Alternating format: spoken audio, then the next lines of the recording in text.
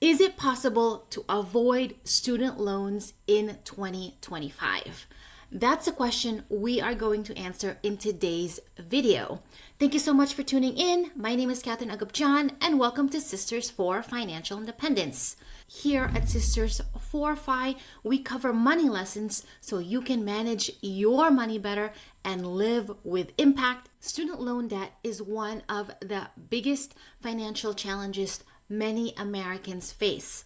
And whether you are a high school student thinking about your next step, a college student already finishing up your first or starting your second year, or a parent thinking about how you are going to afford college, this video is going to be for you. Now, back to our question. Is it possible to avoid student loan debt in 2025 and beyond? The short answer is yes, but it does take a lot of planning, a little know-how, and the willingness to go on a different route than everyone else. As an older millennial, I need to be honest with you. My generation got crushed by student loans. We were told to follow our dreams, go to the best schools, no matter the cost. And now many of us are burdened by student loan debt. And take it from me, payback is Paying down your student loans is hard. It takes mental energy. It takes a lot of effort. And it means basically you're working in the present to pay for something in the past. Today, we have come to normalize $100K of student loans for an undergraduate degree. And all it takes is to borrow $25K a year from your first year to your senior year. But I don't want that for you. I don't want you to have the burden of student loan debt. Student loan debt sucks. In this video, we are going to cover 10 tips to help you avoid and reduce student loan debt. This is part 1 of a 2-part series to help you avoid student loan debt. So don't forget to subscribe. Tip number 1 is to know your numbers. The very first step to avoid student loan debt is to know how much college is going to cost you. Many students don't realize the true cost of college, from the tuition, room and board, books, fees, travel, and everything else. All of this adds up, and sometimes all of this can be paid for with a loan that eventually has to be paid for in the future. So you need to sit down and do your research, run your numbers. The research time can likely save you thousands in the long run. Colleges will post their cost of attendance, or the COA, and it is an estimate of all of the total expenses for that college, all of the indirect costs like tuition, fees, room and board, as well as indirect costs like your books, supplies, transportation, and personal expenses. It is absolutely critical that you understand the cost of attending these colleges. Write your list down, write the estimates. It is good to have these costs down so you can start comparing and start understanding where majority of your expenses will go to. This will vary depending on the college, but at least you have an idea of how much college will cost you. Here's the truth. College should not be a last-minute senior decision. You need to start planning ahead. So if you are a parent, it means having that discussion with your high school student about what you can afford for college and what's possible, and then research your options. If you are a high school student, then you need to map out how your grades, scholarships, and financial aid might play out. And if you are in college, remember that it's never too late to pivot and transfer to a college that won't burden you in the long run. Don't fall into the trap of student loans not being a big deal. They are a big deal. A $25,000 loan per year might not seem like much, but if you're at school for 4 years, 5, or even 6 years, you've now accrued over $100,000 of student loans before interest. That's a lot of money. And the challenge is that at this point, all you've got is potential income, not real income, and that can be daunting. Don't take the easy way out and default to taking out student loans because you have not researched potential alternatives. Alternatives do exist, and we will cover more of that in this video. Tip number 2 is to choose the right college. Now that you have an idea of how much college costs, your next goal will be to narrow down your college choices and figure out the right college choice for your goals and your needs and wants. College comes in all shapes and sizes. What's right for someone else might not be right for you. So you do need to do a little bit of self-reflection to figure out what you want out of your college experience. But here's something most people don't talk about. Colleges are businesses, even the nonprofits, and their main goal is to fill seats and get students to pay for those seats. This means you don't have to let the dream school hype put you into debt. Be strategic about where you apply for college. I understand that many people will want to go outside of state to go to college. They want that full college experience away from home. But I do want you just to note that when you go out of state, you practically double your cost. If going out of state is your goal, then you'll need to find alternative ways to make sure you reduce the loan to be taking out. But I also don't want you to completely disregard your in-state public universities. In-state public schools usually cost a fraction of what private schools can charge or what out-of-state schools can charge. And it might not feel as glamorous because you're still close to home. It might not be Ivy League, but graduating with little student loan debt can be more powerful than that fancy logo on your diploma. Second, don't forget about your community college. They're one of the smartest ways to avoid student loan debt. You can complete your general education classes at a community college at a fraction of what you would spend if you were to do those same classes at a 4-year public university. And listen, I get it. There sometimes can be a stigma about going to community college or going to your in-state public university. Sometimes these are just anxieties that are non-existent. I went to an in-state public university. I went to Rutgers University before they joined the Big Ten. Back then, it wasn't as glamorous, and definitely Rutgers was not getting as much of the media attention as they are getting now. But some of those thoughts were still in my mind. Should I have gone to college further? Should I have gone to a private school? And all of these things. But I have no regrets going to Rutgers. I have no regrets choosing an affordable school. I still got a good education and I don't have to pay student loan debt forever. Here's something else. If you are already in college and you are feeling the stress of your student loan debt piling up, then it might be time for you to pivot and consider a transfer to an affordable school. It's okay to make this choice. It's okay to change your mind. You will be better off in the long run if you pivot and transfer now and save yourself thousands of dollars instead of staying at the school where your student loans are piling up. The key takeaway for this tip is that college choice is a financial strategy. Make the right strategic choice so that you have more money to live in the future. I want to pause our tips for a second and mention a special note about community college, especially if you are from New Jersey. I grew up in New Jersey. I'm still a New Jersey resident, and it's good to know about the Lampitt law. The Lampitt law was passed in 2008, and it allows students a smooth transfer from any of New Jersey's community colleges to New Jersey's public 4-year college or universities. Students are not guaranteed admission to the 4-year institution, but if you are accepted to the 4-year school, then this law respects and protects those credits that you've earned at the community college, up to half of the coordinating bachelor's degree.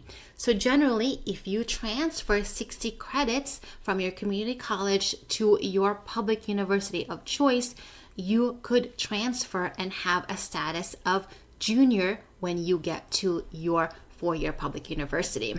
I'd encourage you to learn more about the Lampitt law and, of course, map out your community college courses against those of the public university you want to go into. You still need to go through the application process of the four-year university you want to apply to, and you still need to get in, but this can save you so much time, money, and allow those credits you've taken to be used for your final bachelor's degree. There are, of course, some limitations. This one only applies for associate in science and associate in arts.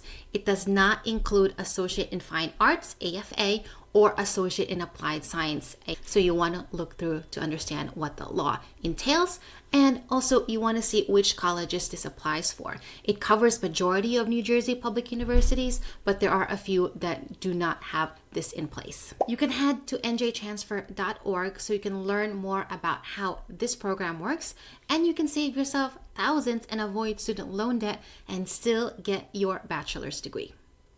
If you're not from New Jersey, I'm sure similar laws or similar agreements are in place for your state. So do your research and figure out if this could be a path for you. Tip number 3 is to fill out the FAFSA. The FAFSA basically is a golden ticket that allows you access to other forms of loans, grants, or scholarships. The FAFSA is how colleges and other institutions determine your aid, so you want to make sure you fill it out. Now, the FAFSA is a bit of a complicated form because it requires both the student and the parent to fill it out. So you need to work together to make sure you submit it early. The earlier you submit the FAFSA, the better for you, as it can allow you to access to more aid. When it returns with potential aid, you want to be looking for things that you don't have to pay back, scholarships or grants that you can take without needing to take on student loan debt. The FAFSA application normally opens October 1st, and it does require your tax return from 2 previous years. So you should already have this information readily available for you to complete and fill out. Now, when I was doing the FAFSA, it was by paper. So imagine the cumbersomeness of it all. But now it's all online. You just want to make sure that both you and your parent coordinate to make sure you fill it out and submit it early and on time. It's easy to miss filling out the FAFSA, but I really encourage you to put it on your calendar and spend some time doing so, because accessing aid, accessing grants, accessing scholarships can help you avoid and reduce student loan debt early, and it can allow you to make better decisions when it comes to college too. This video is brought to you by my new ebook, Smart Start. We talk about your first money moves after graduation, or for any young adult who are just entering the workforce. We go through the basic personal finance foundations, the accounts you'll want to create the minute you get out of school, as well as all of the other advice and tips I wish I received when I was a young adult. Now, of course, all of this stuff is everywhere on the internet. The point of this book is to give you clarity on what you need to do.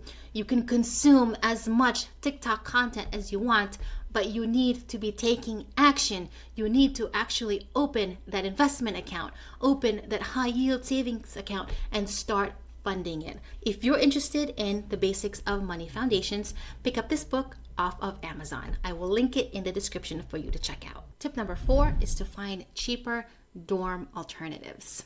Housing can be one of the sneakiest costs of college. And let's be real, many dorms right now have you living in luxury.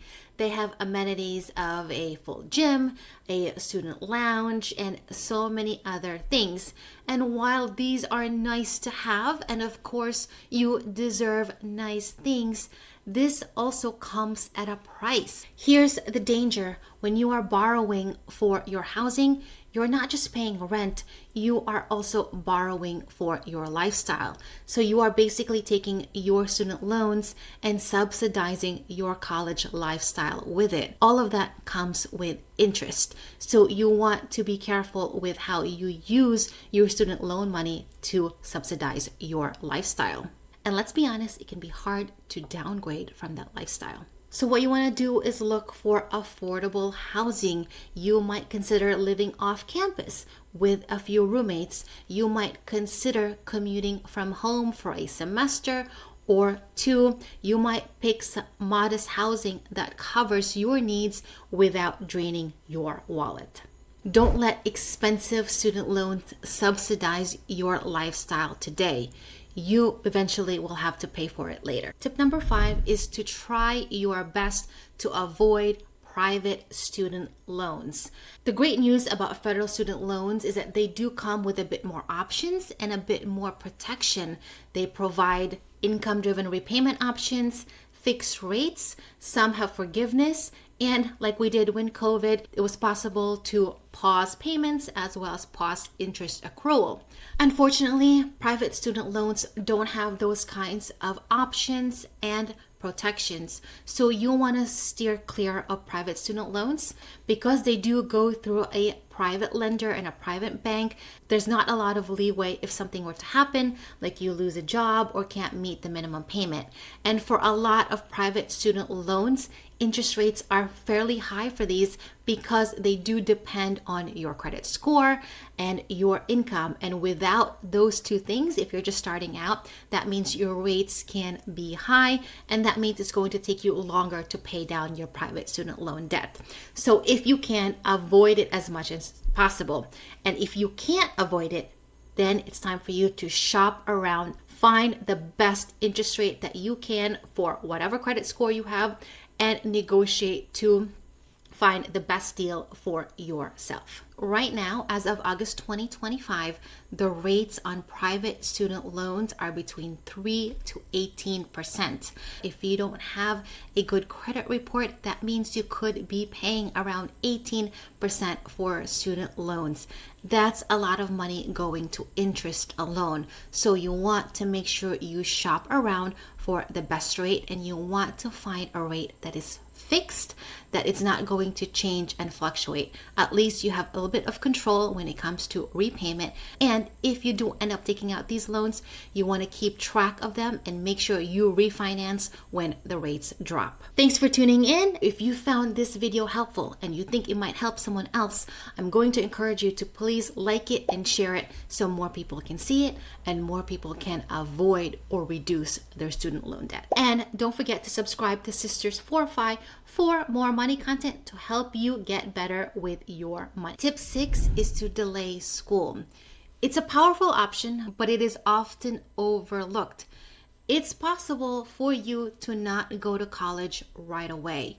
Take a gap year or delay school for a year or two can make a huge difference in helping you earn the money you need to pay for school or helping you find something that you actually want to do.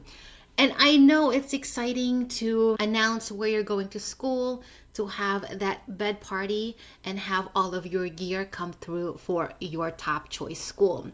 But if you are on the fence about going to college, if you're just not sure about how you'll pay for it, what you want to study, or even if you want to go to college, it might be a good option for you to take a year or two off. Don't let other people sway you into something that you might not be ready for.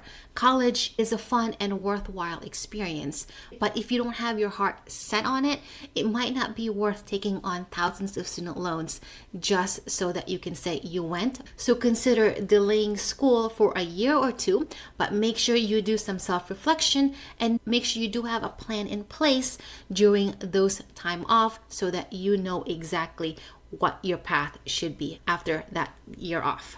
Taking a little extra time to think about what you want to do can literally save you thousands of dollars. Tip number 7 is to get a job and make that job work for you.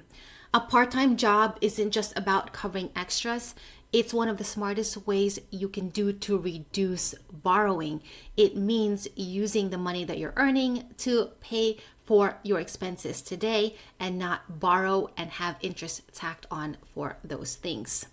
Campus jobs, retail jobs, tutoring, waiting tables, every dollar matters because it's one less dollar that you have to borrow and pay back in the future. I would highly recommend looking for jobs that offer tuition reimbursement programs. Some larger employers like Target, Starbucks, and Home Depot offer this type of employee benefit, so it might be worthwhile to work at some of these big companies so that you can get part of your education paid for by some of these companies. Personally, for me, I worked full-time for a pharmaceutical company after I graduated from college. And then while I was there working full-time, I went to school part-time to earn my master's degree. And that company paid for my master's degree. It was $60,000, and it's $60,000 that I did not have to borrow for. So if you can find some kind of arrangement that allows you to do that, that is a great way for you to avoid student loan debt for your undergrad or your graduate degree. And if you work for a smaller firm and you don't have those kinds of employee benefits, it might not hurt to ask and see what's possible, especially if you are a high-performing employee. Asking doesn't hurt, and it can help you save you thousands. I highly encourage that you do find a way to fit a part-time job in your schedule. A part-time job does allow you to earn money, so you won't have to borrow as much, but it also gives you experience and it opens up your network.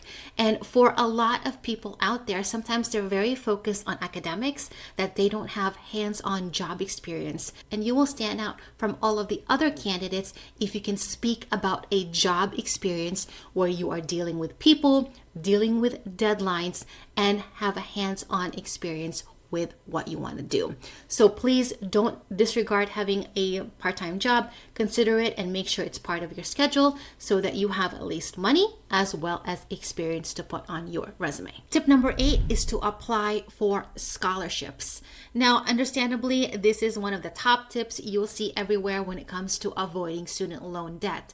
But not enough take it seriously, and not enough students take the time to find the right scholarship and apply for them. Create a system that will allow you to apply for them. It might mean reusing essays, reusing some components of other applications so that you can submit a lot of scholarship applications in little time. Scholarships do range between hundreds to thousands of dollars, and even a $250 scholarship can mean one less debt payment in the future. And even if they're also small, they all add up, and they all add up to reducing student loan debt or helping you avoid them in the first place. Now, when it comes to scholarships, it can be easy to just do a Google search and look for scholarships there. But everyone is also doing the same thing. So your pool of competitors is also higher. So what I would encourage you to do is ask around. Ask your guidance counselor, ask people you work with, ask your parents, their friends, to see if their companies offer scholarships, and see if you can find scholarships through there. That way you have more of a niche list of scholarships you can apply for, and you will likely have a higher shot of at least getting some scholarships from that list. Get creative with this. If you need some motivation to apply for scholarships, get a group of your friends to do it. Maybe you spend a weekend at the library looking for scholarships, applying together, motivating each other. Doing so can literally save you thousands of dollars and get you on the way forward and get you in the future without owing any debt to anyone. Tip 9 is to use the tuition payment plans that your college or university offers. Many college and universities do have a tuition payment plan that allows you to space out your tuition payments. Not all tuition has to be paid for or borrowed up front. If you space out your payments, you could potentially cash flow some of your tuition and reduce your borrowing. This can save you a lot of money and ensures you pay as you go. Tuition payment plans are not always easy, but they do provide an alternative to borrowing. I remember that when I was in college, my parents did choose the tuition payment plan because they wanted to space out those payments. They had two daughters in college, and they wanted to cash flow a portion of it. So they chose the tuition payment plan to be able to do that instead of borrowing. Now, what I would do is I would go home every few weeks during the semester. My mom would give me a check, and I would go to the bursar's office to submit that tuition payment. So it was a direct payment to the school, no borrowing needed. Now, you do have to ask to see what those payment plans entail, what those options are, but it doesn't hurt to ask, and it doesn't hurt to consider it so you avoid borrowing for student loan. Tip number 10 is to appeal for more aid. Not a lot of people know this, but it is possible to negotiate your financial aid. You might want to do this in a few scenarios. One, your family's financial situation has changed. So maybe one of your parents has lost a job, or maybe there's just a decrease in income and it's now harder for you to go to college at the cost that was quoted for. So you might want to submit to the college of your choice a request for an updated financial aid offer. You might have received an offer from a college that is so good it's hard to refuse, but it's not your dream school. So you might want to see if the other school can match the offer and negotiate from there.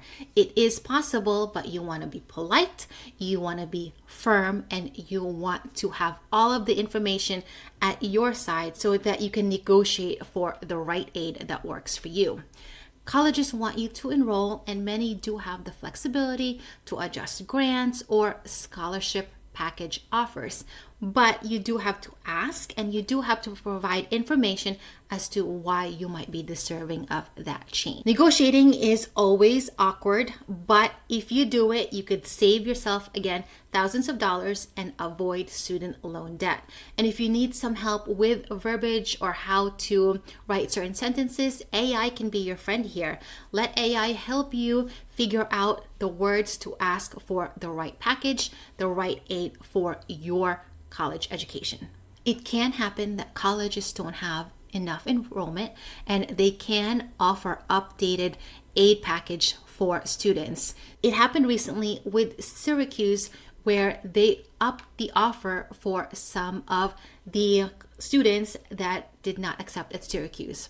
So it could be possible that you can have the opportunity to negotiate your aid package and save you thousands in student loans if this happens. So your homework from this video is to pick 3 of the tips I've mentioned and start acting on them. Whether it's researching cost of attendance, researching scholarships and asking around, or figuring out if community college and then transfer to a 4-year university is an option for you. In the next video, we are going to cover tips 11 through 20. Yes, there's more tips that can help you avoid and reduce student loan debt. That's going to be right here, so don't forget to click and watch this video and see if those tips can help you avoid student loan debt. Thank you so much for tuning in. If you've got a tip I didn't cover to help other students avoid student loan debt, let me know in the comments. And I will see you in the next video.